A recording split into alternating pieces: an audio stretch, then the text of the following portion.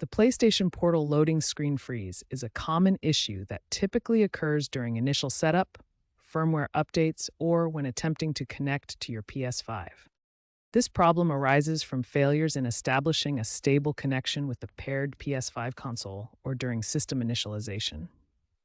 Key factors contributing to these freezes include issues with Sony's remote play technology, particularly latency spikes exceeding 50 milliseconds, incompatible network settings such as reliance on a 2.4 GHz Wi Fi connection, or PS5 side errors such as glitches related to rest mode.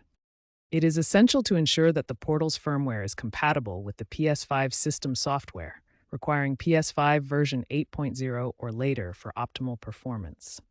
Recent firmware updates, such as Firmware Update 3.0, released in June 2025, include enhanced error recovery protocols designed to reduce the occurrence of these freezes.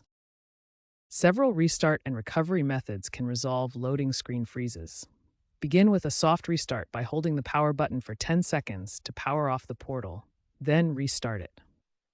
This action clears temporary cache issues. For more persistent issues, a hard reset or factory reset can be performed by navigating to System, Reset Options, Reset to Factory Settings in the Settings menu. Note that this will erase all data and require repairing with the PS5. As a last resort, recovery mode can be utilized by connecting the portal to a PC via USB while holding the power and volume up buttons during boot. This allows for firmware reinstallation using the PlayStation Repair Tool, available within the PSN app suite. Ensure the PS5 is in rest mode. Both devices are on the same network, and Bluetooth is enabled for initial pairing. These methods prioritize non-invasive fixes to avoid data loss, with recovery mode reserved for severely bricked devices. If problems persist, consider contacting Sony support for assistance.